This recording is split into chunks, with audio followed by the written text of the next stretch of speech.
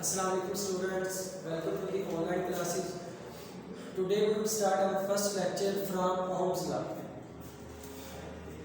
So Ohm's law basically explain the relationship between voltage and current.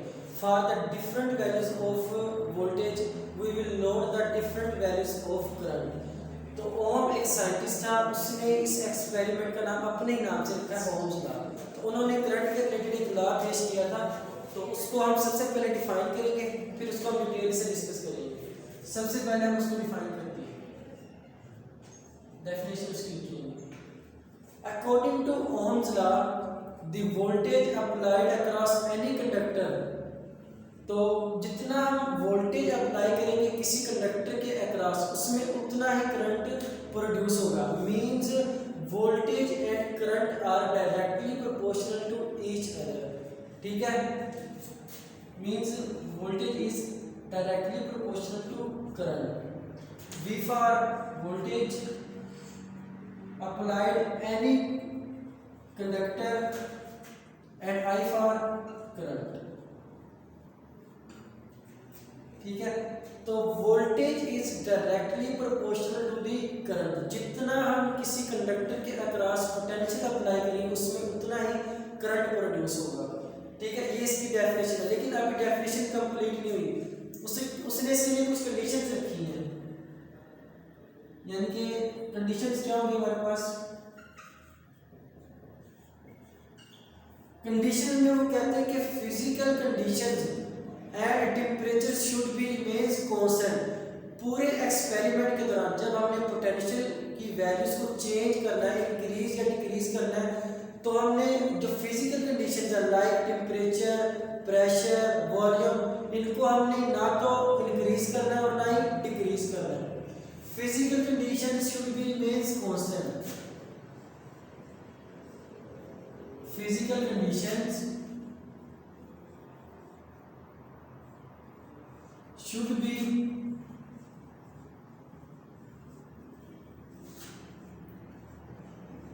remain constant। जितनी भी physical conditions है, अब physical condition में मैंने बताया क्या आता है, टेम्परेचर आता है, प्रेशर आता है एंड वॉल्यूम आता है। ठीक है, ना तो पूरे एक्सपेरिमेंट के दौरान टेम्परेचर चेंज होना चाहिए, ना ही प्रेशर चेंज होना चाहिए और ना ही वॉल्यूम चेंज होना चाहिए, तब जाके जो ओम लॉ है वो ओबे होगा। ठीक है, तो और ना ही हमने जिस कंडक्टर के अक्रॉस हम करंट फाइंड कर रहे हैं वो कंडक्टर भी हमने थ्रू आउट द एक्सपेरिमेंट वो कंडक्टर भी हमने सेम रखना है। ये नहीं है कि पहले हमने फर्ज करें 50 वोल्ट पोटेंशियल अप्लाई किया, हमने करंट की वैल्यू नोट कर ली, फॉर एग्जांपल 2 एम्पीयर करंट है। अब हम क्या करते हैं, पोटेंशियल को इंक्रीज कर लेते हैं फॉर 100 वोल्ट तक। ठीक है, तो करंट कितना हो जाएगा, 4 एम्पीयर। अब देखिए 50 वोल्ट से 10 वोल्ट तक हमने सिर्फ पोटेंशियल चेंज किया है, कंडक्टर चेंज नहीं किया, जिसमें से करंट क्या हो रहा है, पास कर रहा है। कंडक्टर को क्या रखना है, हमें सेम ही रखना है, क्योंकि हमने शुरू में कह दिया कि physical condition should be remain constant. ना तो हम टेम्परेचर को चेंज कर सकते हैं और ना ही हम किसी कंडक्टर को चेंज कर सकते हैं। अब इसके हम मैथमेटिकल फॉर्म ड्रा करते हैं।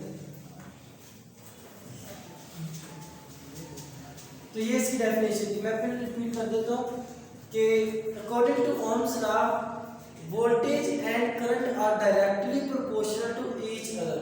वोल्टेज को इंक्रीज करेंगे तो करंट भी इंक्रीज होगा, अगर वोल्टेज को डिक्रीज करेंगे तो करंट भी डिक्रीज होगा।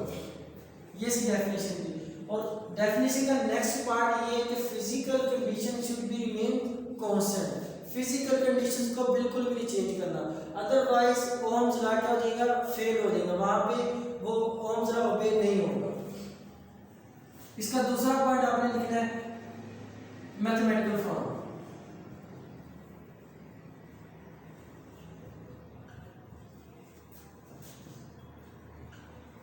ठीक है, as we know that voltage is directly proportional to current. जितना करंट होगा उतना, जितना वोल्टेज होगा उतना ही करंट होगा।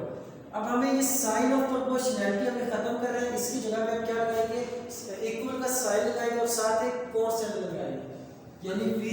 अभी साइन को हमें खत्म करना है, इक्वल का साइन लगाया है, साथ एक constant. r is a proportionality constant and i हम इसको ऐसे लिख सकते हैं। ठीक है, इक्वेशन को रीअरेंज करते हैं, v is equal to I R, rearrange किया हमने, आई को पहले लिख लिया, आर को बाद में लिख लिया। अब आर यहाँ पे क्या है, कांस्टेंट है, प्रोपोर्शनैलिटी कांस्टेंट है, जिसको so now we explain the concept R. What is are?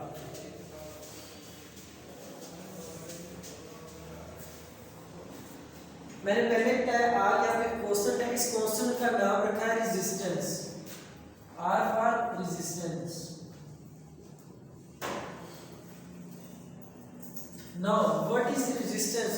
It is the opposition, it is the opposition offered by the conductor to the flow of charges।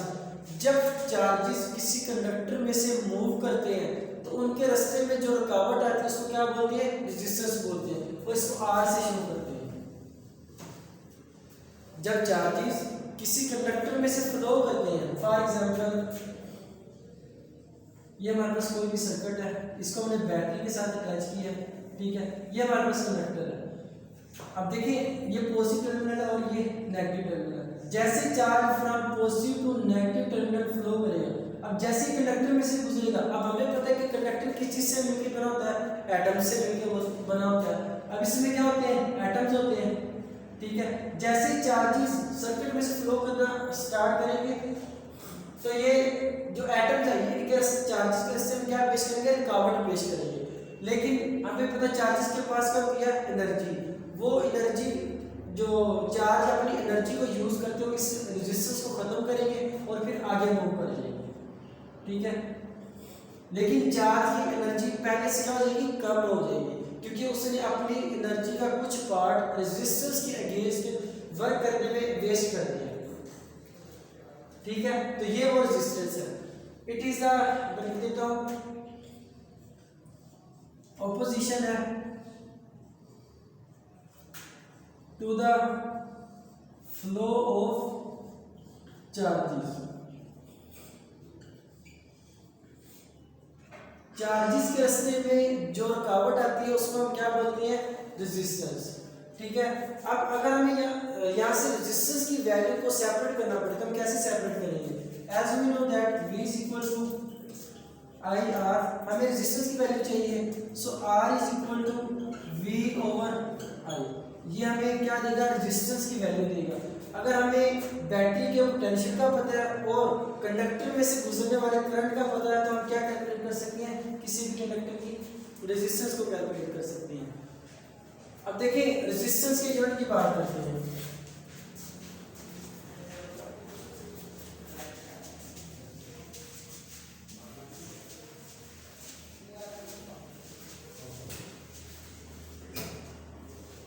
Unit क्या होगा resistance का,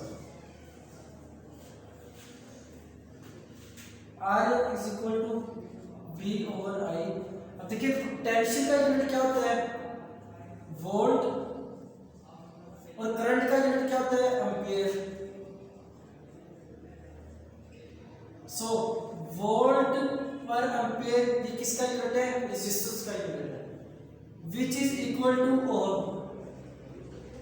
ऐसा unit इसका क्या है, resistance का ऐसा unit ओम है, ठीक है। और उसकी रिप्रेजेंटेशन ये वाली है, सिंबल रेजिस्टेंस का ये वाला है। फॉर एग्जांपल अगर मैं कहता हूँ कि किसी भी कंडक्टर की जो रेजिस्टेंस है वो 5 ओम है, तो 5 ओम को हम कैसे लिखेंगे, 5 और साथ ही वाली इसका सिंबल डाल देंगे, ये रेजिस्टेंस को शो करता है। रेजिस्टेंस का ऐसा यूनिट है। अब देखिए बच्चे, जैसे हम पिछले लेक्चर्स में हम डिफाइन करते रहे हैं, पोटेंशियल के केस में हमने 1 वोल्ट को हमने डिफाइन किया था, ठीक है। वर्क के केस में हमने 1 जूल को डिफाइन किया था। इसी तरह अब हमने डिफाइन करना है 1 ओम रेजिस्टेंस को, कि 1 ओम रेजिस्टेंस कब होगी, 1 ओम को डिफाइन करते हैं।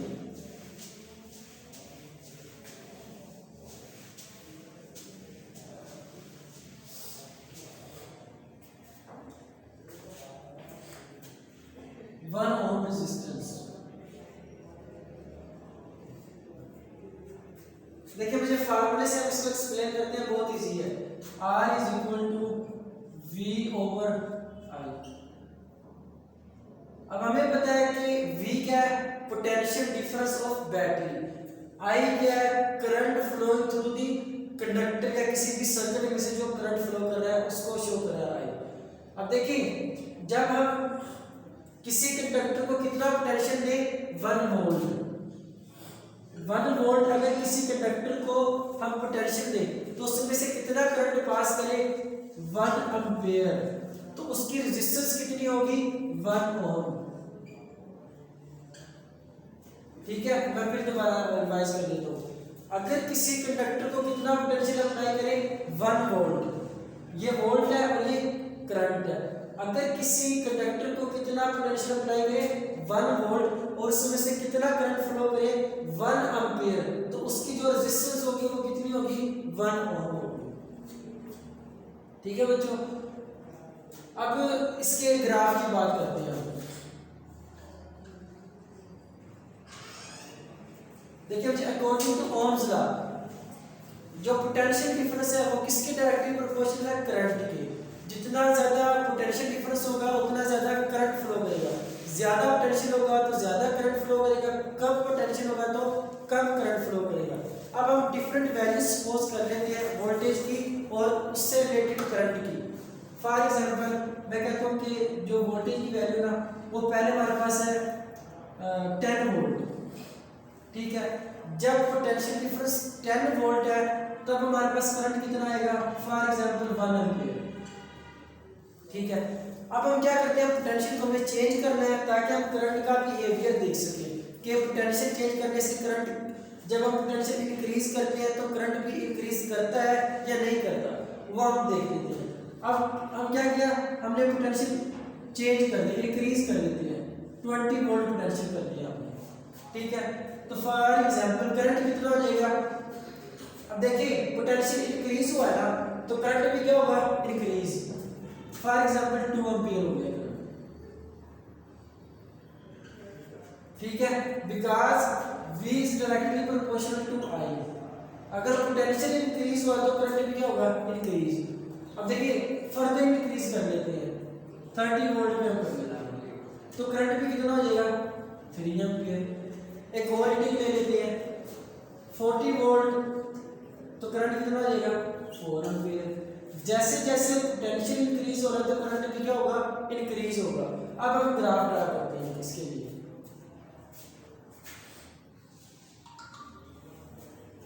देखिए बच्चे y एक्सिस पे हम कहते हैं कि हमारे पास पोटेंशियल की वैल्यू है V की, और x एक्सिस पे हमारे पास कौन सी वैल्यू है, करंट की, यानी कि एम्पीयर। एम्पीयर में इसको मेजर करते हैं, इसको हम वोल्ट में मेजर करते हैं। अब देखिए जब बच्चे हम ग्राफ ड्रा करते हैं between the voltage and current, then we get a straight line, we get a straight line graph. ठीक है, स्केलिंग कर लेते हैं दफा इसकी।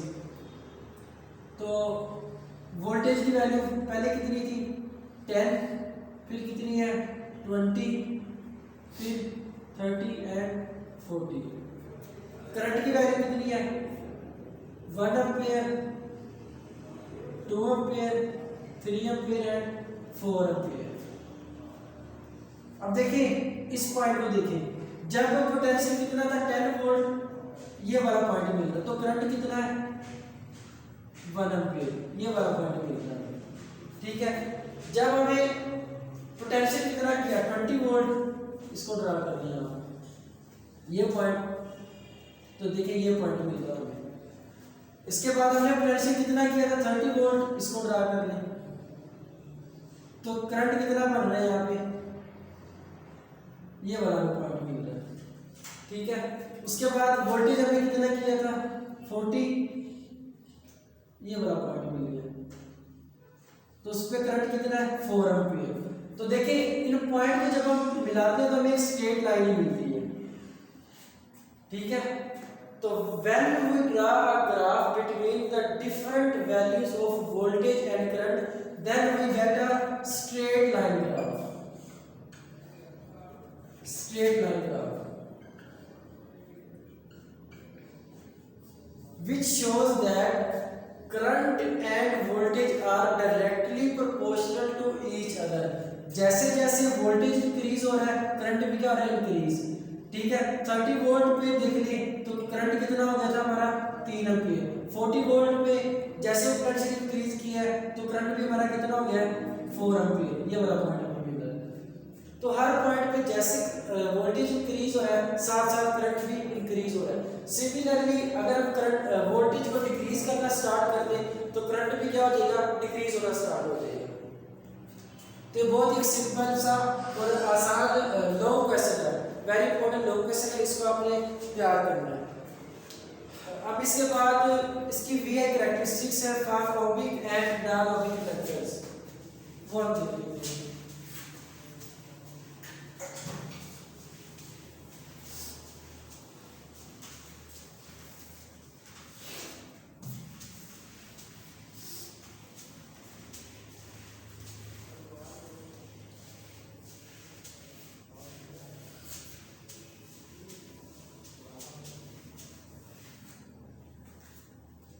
सबसे पहले तो हम देखेंगे कि ओमिक कंडक्टर कौन से हैं एंड नॉन ओमिक कंडक्टर कौन से हैं। First of all ohmic conductors.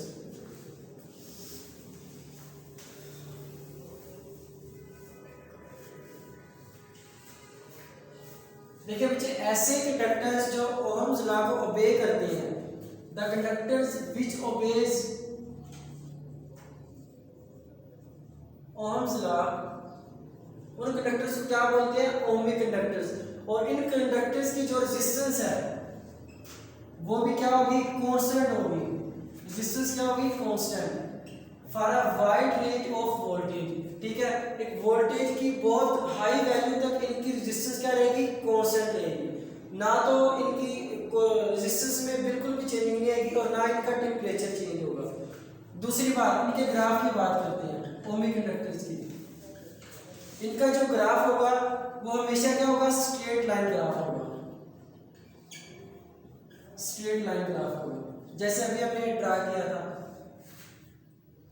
ये वाला ग्राफ हमें मिलेगा, यहाँ पे वोल्टेज और यहाँ पे करंट। तो ये क्या शो कर रहा है कि voltage and current are directly proportional to each other. जैसे जैसे पोटेंशियल इंक्रीज हो रहा है करंट भी क्या हो रहा है इंक्रीज हो रहा है। अब इसके ऑपोजिट कौन से कंडक्टर्स होंगे non ohmic conductors.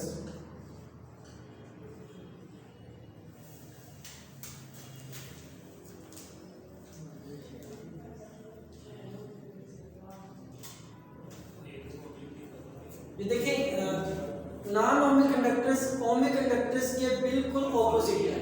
For example यहाँ पे क्या लिखा हुआ है कि ओमिक कंडक्टर्स क्या करते हैं ओम्स लॉ को ओबे करते हैं, तो जो नॉन ओमिक कंडक्टर्स हैं ये ओम्स लॉ को ओबे नहीं करेंगे, does not obey Ohm's law.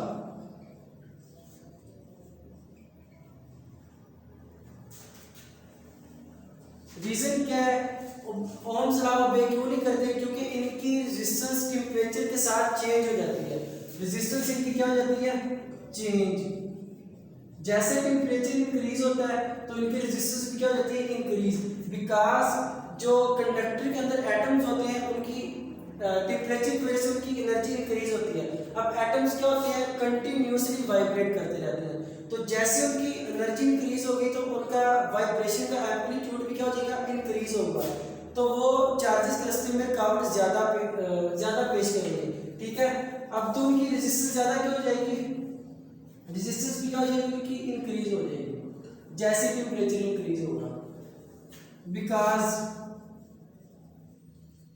Amplitude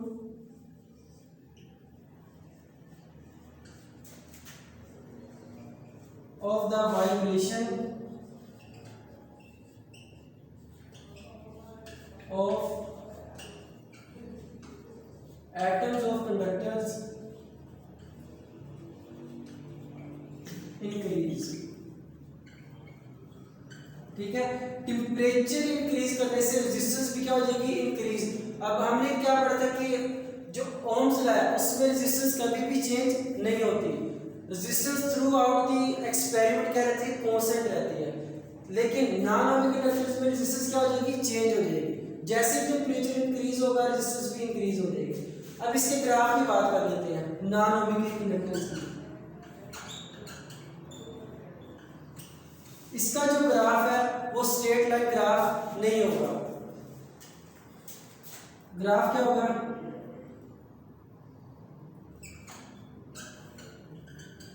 will not be straight line because resistance change होने से, टेम्परेचर चेंज होने से रेजिस्टेंस इंक्रीज होगी और रेजिस्टेंस इंक्रीज होने से करंट क्या हो जाएगा, डिक्रीज हो जाएगा, क्योंकि मैक्सिमम एनर्जी ऑफ द जो चार्जेस है वो किस में वेस्ट हो जाएगी, रेजिस्टेंस के खिलाफ वर्क करने में, और करंट की जो वैल्यू क्या हो जाएगी, डिक्रीज हो जाएगी।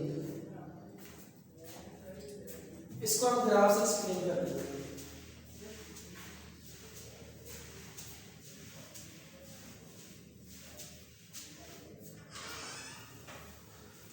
फिलामेंट के केस में हम चेक करते हैं। सो फिलामेंट इज अ मटेरियल जो क्या होता है, बल्ब में यूज होता है, जो वो जो स्प्रिंग लाइक मटेरियल होता है उसको क्या बोलते हैं, फिलामेंट। अब देखिए जैसे जैसे फिलामेंट को एनर्जी मिलती रहती है कंटिन्यूसली, तो उसका टेम्परेचर इंक्रीज होता जाता है। अब जैसे टेम्परेचर इंक्रीज होगा तो रेजिस्टेंस भी इंक्रीज होगी। शुरू में टेम्परेचर वोल्टेज एंड करंट क्या रहेंगे, directly proportional to each other रहेंगे, मींस जैसे जैसे वोल्टेज इंक्रीज हो रहा है करंट भी इंक्रीज होता जाएगा। लेकिन जैसे टेम्परेचर अब इंक्रीज हो रहा है तो करंट क्या होना शुरू हो जाएगा, डिक्रीज होना शुरू हो जाएगा। करंट डिक्रीज होना शुरू हो जाएगा, सिर्फ वोल्टेज की वैल्यू इंक्रीज होगी, करंट की वैल्यू इंक्रीज नहीं होगी, बिकॉज रेजिस्टेंस क्या होगी, यहाँ पे हाई रेजिस्टेंस होगी।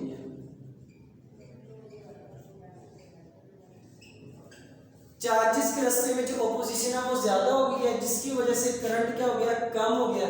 अब देखिए वोल्टेज तो इंक्रीज हो रहा है। फॉर एग्जांपल इस पॉइंट की बात करते हैं, ये पॉइंट। अब देखिए इस पॉइंट फॉर एग्जांपल 50 वोल्ट हमारे पास बैटरी का पोटेंशियल है।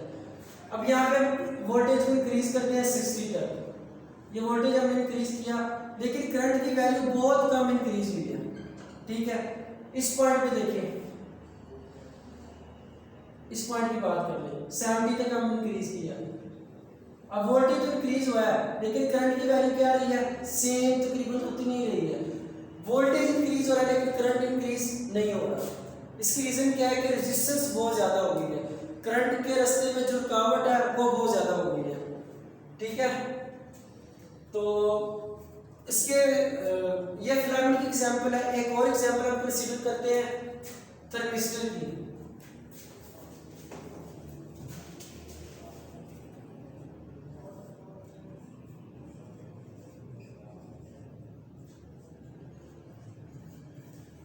थर्मिस्टर एक ऐसी डिवाइस है जिसमें जो क्या करती है, बिल्कुल ऑपोजिट काम करती है। मींस अगर टेम्परेचर इंक्रीज हो रहा है तो उसकी रेजिस्टेंस क्या होगी, डिक्रीज होगी। With the increase of temperature,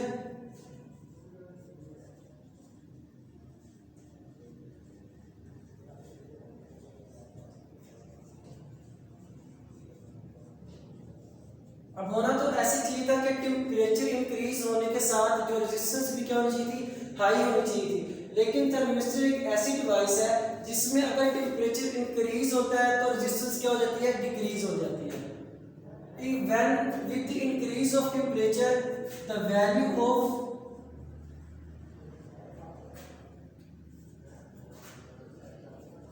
resistance will decrease। Temperature के बढ़ने के साथ रेजिस्टेंस की वैल्यू कम होगी और एज अ रिजल्ट क्या होगा, करंट क्या हो जाएगा, ज्यादा हो जाएगा। ठीक है, तो देखिए इसका केस क्या है, बिल्कुल ऑपोजिट है। टेम्परेचर बढ़ा, रेजिस्टेंस कम हुई तो करंट की वैल्यू ऑटोमेटिकली क्या हो जाएगी, ज्यादा होगी, क्योंकि उनके रास्ते में जो रुकावट थी, रेजिस्टेंस थी, वो क्या हो गई है, कम हो गई है। अब अगर हम इसका ग्राफ ड्रा करें बिटवीन वोल्टेज एंड करंट तो हमें कुछ ऐसा ग्राफ मिलेगा। अब देखिए ये जो कर्व है यहाँ से लेके यहाँ तक, ये क्या शो कर रही है, rapid increase in current, rapid increase in current.